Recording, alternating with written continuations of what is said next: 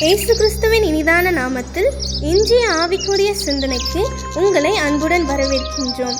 இப்போதும் ஒரு பாடலுக்கு பின்பு உங்கள் சிந்தையை தெளிவிக்கும் ஆவிக்குரிய செய்தியை கேட்கலாம். அவர் உன்னை விட்டு விலகுவதில்லை, அவர் உன்னை என்றும் கைவிடுவதும் இல்லை. உள்ளம் கையில் வரைந்தவர், அவர் உன்னை என்றும் மறப்பதும் இல்லை. உள்ளம் கையில் வரைந்தவர், அவர் உன்னை என்றும் மறப்பதும் இல்லை. இஸ்ரவேலே, கர்த்தரை நம்பு, கர்த்தரை நம்பு, கர்த்தரை நம்பு. இஸ்ரவேலே, யாவரும் துணையும் கேடகமானவர், அவரும் துணையும் கேடகமானவர். ஆண்டவர் இரட்சகரமாக இயேசுவின் இனிதான நாமத்தினால் உங்களை வாழ்த்துகிறேன். இந்த நாள் நம்முடைய ஆவிக்குரிய சிந்தனைக்காக ஆதியாகமம் 28 அதிகாரம் 15 வசனத்தின் முன்பகுதியை நான் வாசிக்கிறேன். நான் முன்னோடு இருந்து நீ போகிற இடத்திலெல்லாம் உன்னை காத்து இந்த தேசத்துக்கு உன்னை திரும்பி வர பண்ணுவேன். யாக்கோபை பார்த்து ஆண்டவர் சொன்ன ஒரு வார்த்தை இது. எப்படி சொப்பனத்தில் ஆண்டவர் பேசுகிறார். தன்னுடைய தகப்பன் வீட்டிலிருந்து மாமா வீட்டிற்கு போய் கொண்டிருக்கிறார். இரவாகிவிட்டது. ஒரு கல்லை தனக்கு தலையணையாக வைத்து காட்டிலே படுத்து உறங்கியிருக்கும் பொழுது ஒரு சொப்பனத்தை பார்க்கிறார். பூமிக்கும் வானத்திற்கும் இணைக்கப்பட்ட ஒரு ஏணி, அதில் தூதர்கள் ஏறுகிறதும் இறங்குறதும் இருக்கும்போது ஆண்டவர் சில காரியங்களை பேசுகிறார். அதோடு மட்டுமல்ல, நம் மாமா வீட்டிற்கே போய் யாக்கோபு சேரவில்லை. அது எப்படி இருக்கும் என்றெல்லாம் தெரியாது. ஆனாலும் நீ போவாய், அதோடு மட்டுமல்ல நான் உன்னை பாதுகாத்து உன் தேசத்துக்கு ஒரு நாள் திரும்பி வர பண்ணுவேன். போக்குவரத்தை நம்முடைய ஆண்டவர் ஆசீர்வதிக்கிறவர், பாதுகாக்கிறவர். பாதுகாப்பற்ற ஒரு உலகத்தில் தான் வாழ்ந்து கொண்டிருக்கிறோம். இங்கு பார்த்தால் விபத்துகள், ஆபத்துகள் நிறைந்த நாட்கள் இன்னைக்கு அதிகமாகிவிட்டது. ஆனால் ஆண்டவர் வாக்கு கொடுத்தபடி யாக்கோபை ஆசீர்வதிக்கிறார். தன் தேசத்துக்கு குறித்த காலத்திலே திரும்பி வர பண்ணுகிறார். இதுதான் நம்முடைய ஆண்டவருடைய பிரதான ஒரு மேன்மையான ஒரு செயல். சொன்னதை அவர் செய்கிறவர், திட்டம் பண்ணதை நிறைவேற்றுகிற தேவன்.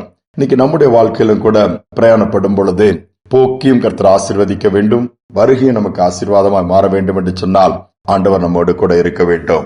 நம்மோடு கூட இருந்தால் தடைகள் வரத்தான் செய்யும், பாடுகள் வரும், பிரச்சனைகள் இருந்தாலும் ஆண்டவர் இல்லையோ என்று சொல்லி பயந்து விட வேண்டியதில்லை. அவைகள் எல்லாவற்றையும் தாண்டி நாம் சென்ற காரியத்தை செய்து முடித்துவிட்டு பத்திரமாய் திரும்பி வந்து ஆண்டவருக்கு மகிமையை செலுத்த முடியும். ஒரு வாலிபர் டீம் ஊழியத்திற்கு புறப்பட்டு போகிறார்கள். ஜெபித்து வாகனத்தை எடுத்து போகும் பொழுது அவர் மலைப்பாங்கான ஒரு இடத்திலே ஊழியம். அங்கு டீமாக போகும்போது போகிற வழியிலே அங்கு ஒரு விபத்துக்குள்ள அந்த வாகனம் மாட்டிக்கொள்கிறது. அதுக்கு வண்டியின் ஒரு பகுதி சேதமடைகிறது. என்ன செய்வது என்று சொல்லி மீட்டிங் போய் சேர வேண்டும், போய் அங்கு கூட்டத்தை நடத்த வேண்டும். அது ஏற்கனவே முன்பாகவே திட்டம் பண்ணின ஒரு கூடுகை.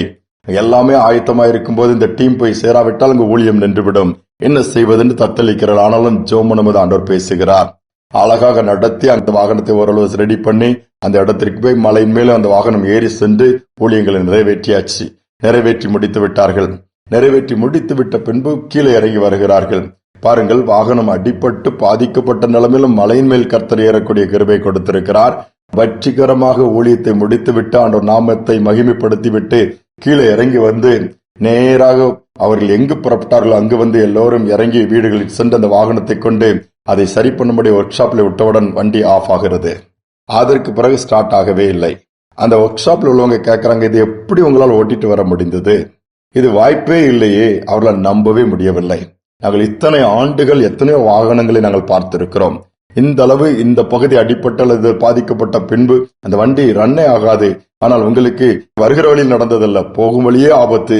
அதையெல்லாம் முடித்து அழகாக வந்திருக்கிறீர்கள் சொன்னால் நீங்கள் ஆராதிக்கிற உங்கள் ஆண்டவர் தான் உங்களோடு கூட இருந்திருக்கிறார். இந்த வாகனத்தை இயக்கும்படியாய் இது சரியாக வந்து சேரும்படியாய் செய்திருக்கிறார் என்று சொன்னார். யோசித்து பாருங்கள், இதைதான் ஆண்டவர் செய்கிறார்.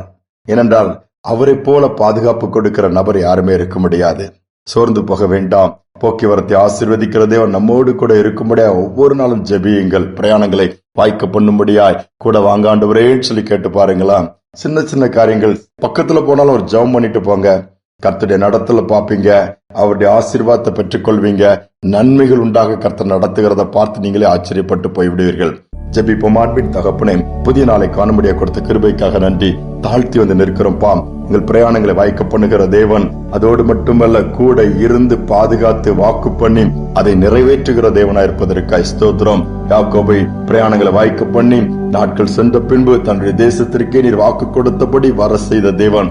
இவ்வண்ணமாகவே நம்முடைய பிள்ளைகளுக்கு கொடுத்த வாக்கின்படியே அநேகர் அங்கலாய்க்கலாம், என்ன செய்வதென்று தெரியாமல் இருக்கலாம், இப்படி பாதியில மாட்டிட்டு இருக்கிறோமேன்னு சொல்லி முழிக்கலாம், தொடங்கினது பாதியில் இருக்கலாம். நீர் கம்ப்ளீட் பண்ணி அவைகளை முடித்து நம்முடைய நாமத்தை மகிமைப்படுத்த நீர் உதவி செய்வீராக. நாள் முழுவதும் பிரசன்னமும் நடத்தல இருக்கட்டும். தாழ்த்தி ஒப்புக் கொடுக்கிறேன். துதிகனமே ஏற்றுக்கொள்ளும் இயேசுவின் நாமத்தில் பிதாவே, ஆமேன் ஆமேன். நம்மோடு கூட இருந்து போக்கிய வரத்தையும் ஆசீர்வதித்து பாதுகாக்கிற தேவன் கூட இருந்து நடத்துவார். சோர்ந்து போக வேண்டாம். இந்த நம்பிக்கையோடு இந்த நாளை தொடருவோம். மீண்டுமாய் நாளை தினம் சந்திப்போம்.